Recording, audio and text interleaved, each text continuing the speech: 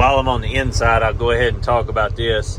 The really nice thing in this cockpit when you're sitting here is the steering wheel is telescopic, and so you can go up, down, you can push it in, so no matter the size of the rider, you can make this steering wheel fit you, almost perfect.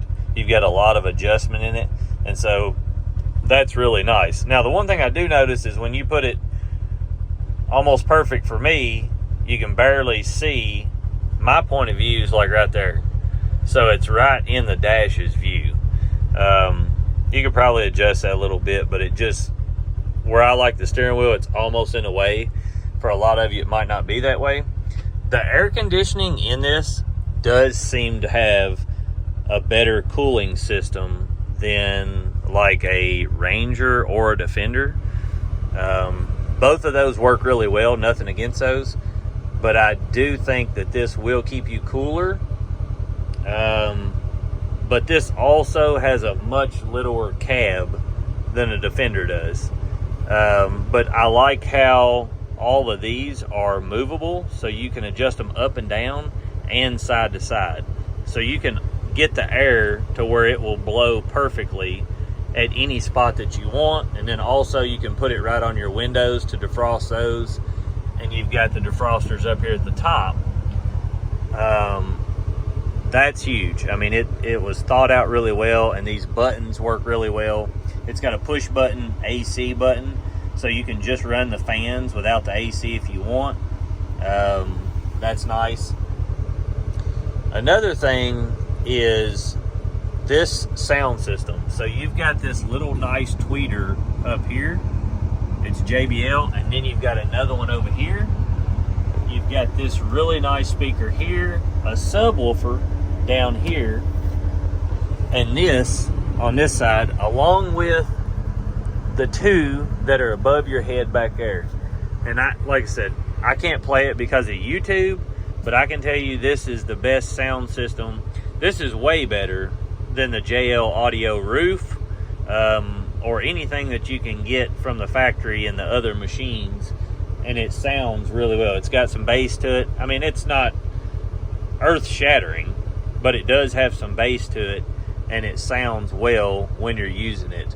A lot of these companies have, like that JL Audio roof and the Can-Am Defender, just, it's not worth the money. No bass to it whatsoever, and it didn't even sound that well, to be honest. It's very clear, but it just wasn't a true stereo system, whereas this is a complete stereo system, and it sounds excellent.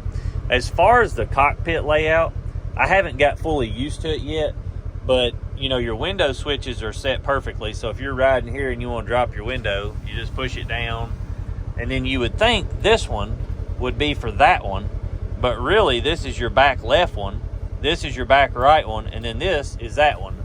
I understand why they done that. So the passenger has it directly beside them, but in my mind, I want to hit these two for the front two and these two for the back two, but it's not set up that way. It's set up to where, it's backwards from my thinking. Maybe that's just me, but it's different. This is really nice to have too. It's lockable, straight from the factory. That's not an extra. And then inside of there, you've got the USBs. You got two of them there, so you and your rider can have USBs on it. You've got this normal port here, and then what else I liked was my phone can set down in here. This goes all the way up under here, and it's closed off, so you can put whatever you need to down in that cockpit dash right there. You've got your two cup holders. The layout of it, like I said, the layout is extremely nice, and it works very well. It's very thought out. I like it, and I really like the machine. Do I think so far that this is a replacement for a Ranger or a regular Defender? I think it really depends on who you are. I think if you're someone who is not riding really hardcore trails, I think that this is going to be a hard swing for $15,000 more dollars, or this is $10,000 more dollars. So for me, if I was, you know, comparing this to, let's say, a 23 Defender, this rides a lot better than a Defender, but it's not that it's in my situation, unless I'm racing down the trails, it's not something that's going to be that big of a deal. I do notice it on normal bumps, how much smoother this takes it. You know, we've got a spot out in the field that I always know the Defender is you're gonna feel the kick from the tire in your, you know, butt real hard, and this soaked that up like no other. And the Fox shocks on this are 100 times better than something on a Ranger or a Defender. Now, if you put a set of piggybacks like what's on here on the Defender for $3,000 or $4,000, it would probably help that a ton too. But as a factory package, I think that this is going to be for the hardcore trail person more than someone who's creeping around places doing things like farming or just going down a trail with the family cruising. Although I do think that this will probably be a better trail machine, and we'll see that in the videos when we compare them. On the outside, of course, this has the fold out window, you know, just like all the others do. All your windows and doors, you know, you can lock them. Here's your back seat. All this folds up, so you've got a whole lot of room, and it's completely flat. Now, I do like that to put my dogs in there, but this cab is littler than the Defender. And you can see right here, you've got your 12-volt outlets in here. I'm not sure how hard it is to change oil on this. We haven't done that, but I was probably going to switch it over to AMSOIL, see if it helped with any of the engine noise once it got to that point. But I'll show you guys the shocks, and we'll put these shocks directly beside a Defender shock so you can see. But these are just a really nice shock package. You can adjust, you know, how soft or hard you want them to be right up here with this knob, and it tells you on there, you know, 1, 2, hard, soft. It's got 3 adjustable spots, and so you can see it's got the little arrow, and it says firm with the arrow going this way. So that would be firmer, and that would be softer. It's on both sides. It's on all 4 corners. If it was me, you know, I would always want mine on soft. So we'll see how that does. It was dead center. You can see the air conditioning lines. I think this air conditioner, like I said, I think that the air conditioner in this is going to be better than the Ranger or the Defender, either one. But like I said, you're going to have a little more noise in these. Here's your motor bay. Someone was saying online that you did have to remove the skid plate to change the oil. Let's see if I could look around here. Here's what I was talking about last night. I don't know what the chambers are for. So this is on your air intake to your clutch. So I'm not really sure what that does. These little drop down chambers. But see, you can adjust that too. Same way on both sides. Let's see if we can find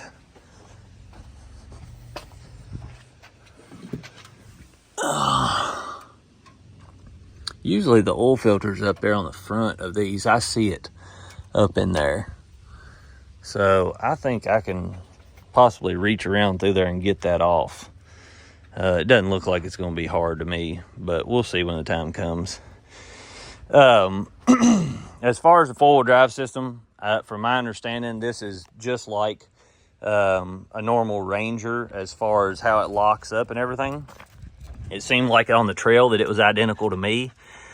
The gearing is crazy low in high and in low on this. That's one of the things, like, you think, let me see if I can get this open. This is your charging port. So if you want to charge your vehicle, you know, it's not electric, but if you want to charge the battery, trickle charger, right there's your port for it. But the gearing on this, to me, it seems like you're in low and high and low, and it's hard to explain that, but basically when you put it in high, it's going up in RPM way faster than what I'm used to, and it doesn't equate to the speed of it. So the machine's smooth over the speed range, but it's not crazy fast. I'm curious to see if this will beat a Defender racing. Let me know in the comments if you guys think it will. I don't know if it will or not. So I don't, like I said, it is peppy, and it's got different drive modes in it, and I've tried all three, but I can't tell a huge difference in, you know, when you just gun it, unless you're in just the softest mode. But to me, they all build RPM really fast, but I guess the machine's super heavy, so it, you know, just, it's not a rocket ship by any means. I was expecting it to be a little bit faster than what it is, and maybe that's just my expectations, as having, I think the Defenders and the Rangers 82 horse, and this one's, you know, between 110 and 120. So I was thinking that this was going to be quite a bit faster, but it just doesn't seem like it. And maybe it's because of the cockpit, how you sit down in there. But other than that, this is a really sweet machine, and I think anybody that got one of these would love it. I don't think that you're going to get one of these and be like, what in the world did I do? Unless you were just hurting for money. I wouldn't recommend, if you're trying to get a trail machine with a cab, I think that if your end game is to finance one of these, I would unless you just had to have the best trail machine with a cab possible, like you truly needed it, I think you'd be 100 times better off and 100 times happier getting a Can-Am Defender Limited or a Polaris Ranger 1000, and just adding 30-inch tires to the Ranger, or just leave the Defender like it is. I want to put 32s on this because I think that would really help this machine. I think that this machine was meant for 32s, and they put 30s on it just to be safe. But we'll see. The brakes on it work excellent, much better than a Defender. Rangers are a little better than a Defender, but these seem better than both. And other than that, there's not... let's open this hood. So you pull these tabs. That's what he was talking about yesterday. You open it up, and then this pops up. Oh, you gotta pull this down. So there we go. So you can see right there's your windshield washer fluid. Mine's low.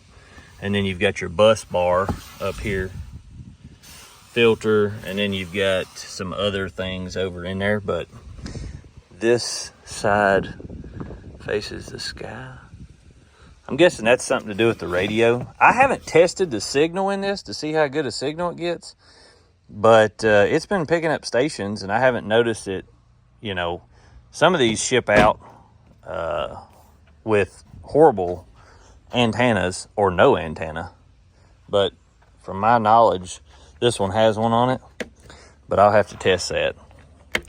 We're going to have a trail ride with this, so stay tuned. I just want to give you guys some initial thoughts, let you kind of see it driving. Any questions you've got or what you want to see this machine do, just comment below, and that way I can see and know where your mind's at, and I'll try to do my best to help you.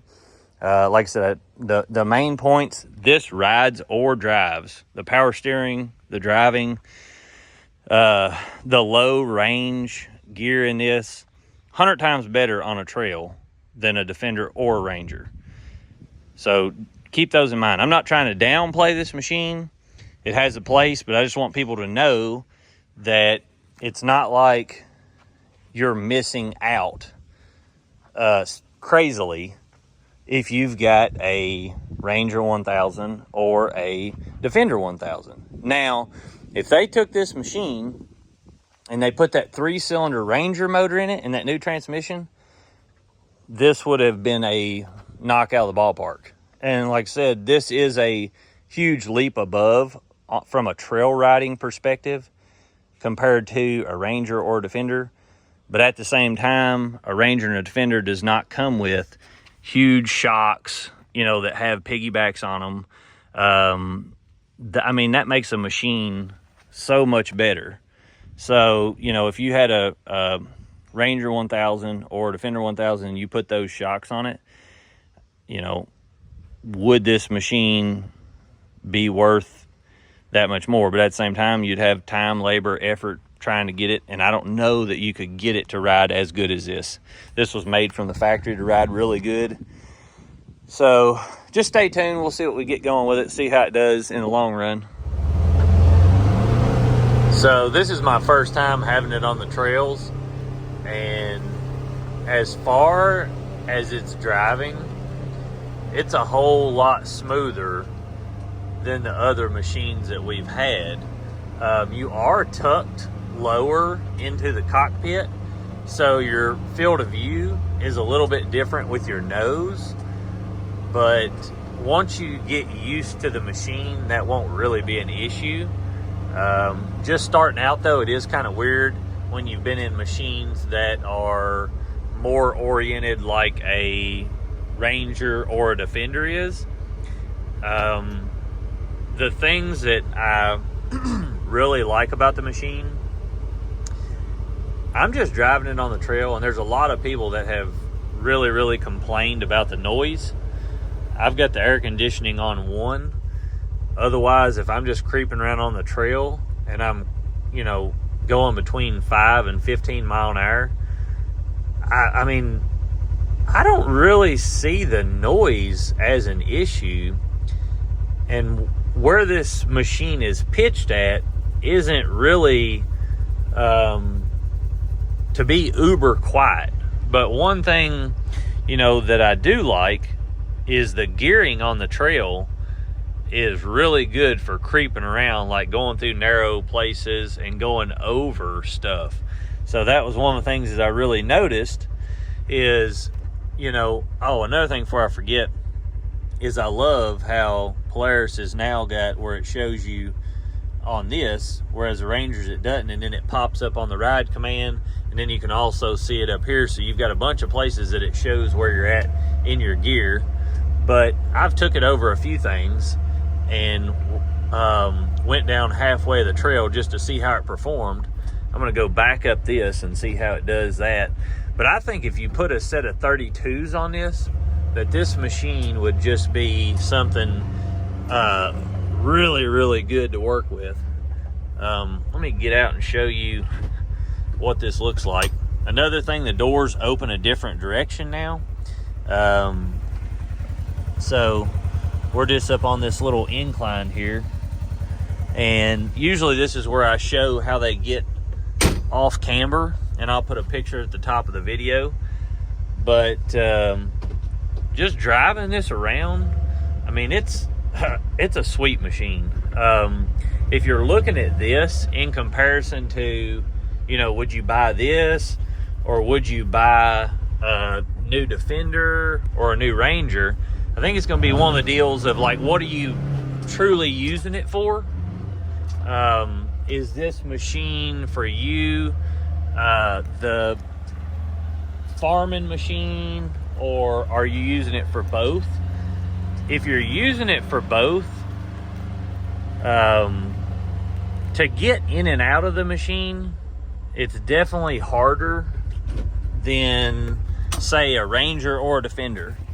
It's not annoying, but it's just not the same style seat. You still are sitting up high, and that's what I went up over there, just that little hump there.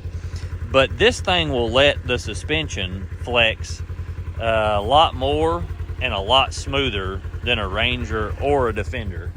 And I've seen a lot of people putting Dynamat in the back of here, behind the back seats. I may try that, but so far, I don't see the noise as that big a deal. Yes, it seems like it's a little bit louder than the normal Ranger, and it's definitely louder than a Defender, but at the same time, it's got more horsepower and it's geared lower.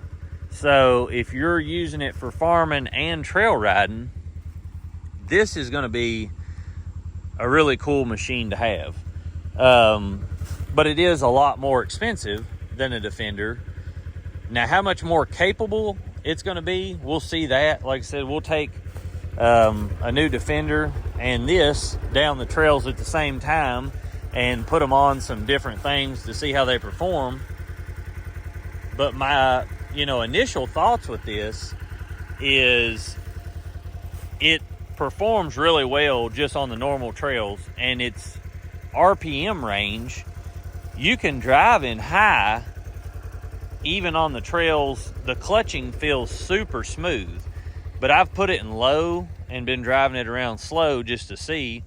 It doesn't hold. So like if you start to go over a hill and you let out the throttle, it doesn't, clutching and how it's set up to slow down is nothing like a Ranger or a Defender.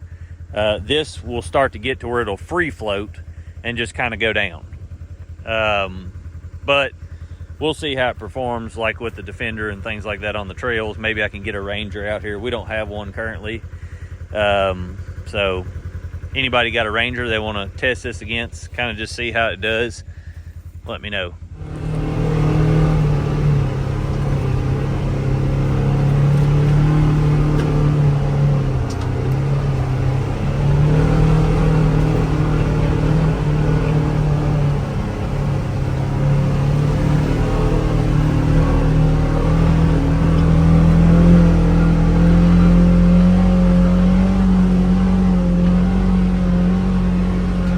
We're in low right now, about 5,300 RPM.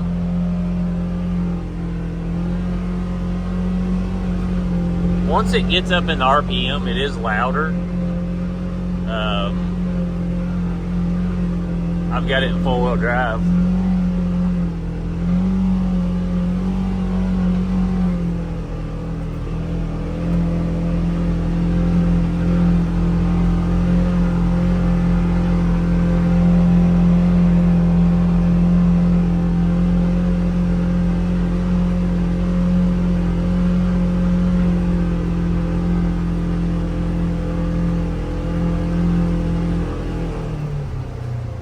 I'm not 100% sure what gear is in this at low, but it's extremely low on these.